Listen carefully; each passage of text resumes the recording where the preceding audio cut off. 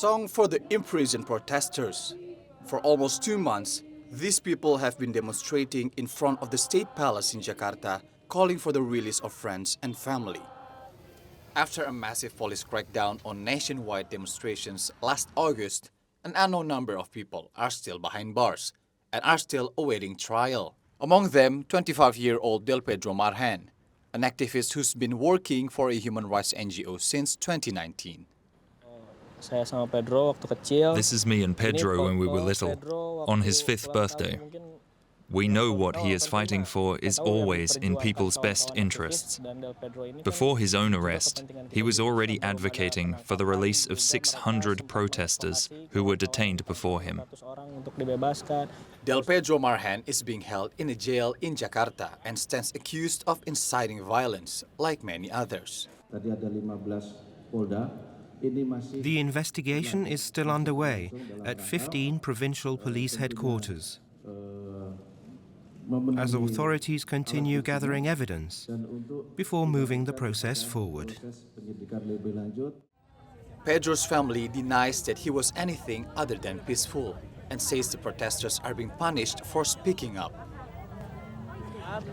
I hope everyone will soon realize this is not just about Pedro and all the activists who have been arrested, but about democracy itself. It's about all of us. It's not known how many protesters exactly are behind bars. Police did not respond to repeated requests by DW and others to release the current number of detainees. Aparat kepolisian itu tidak transparan. Yes, I see that the police are not transparent, not accountable in relation to arrests, detentions, and also the naming of suspects from various parties in civil society, who are then accused of being perpetrators of violence. Other rights groups are also in the case. Amnesty International says it's seeing a broader pattern of repression.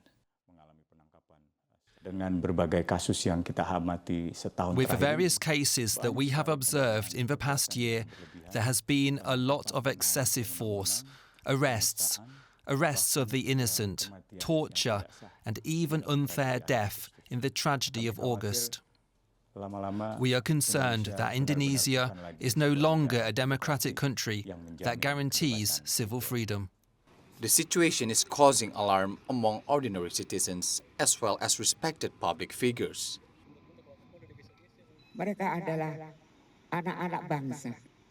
They only want Indonesia to be a sovereign country, in which one is free to speak out and express opinions. A few shared by Delpedro Marhaen's family. Together with others, they've now joined the weekly protest to demand transparency from the authorities and a fair trial for those who are currently behind bars.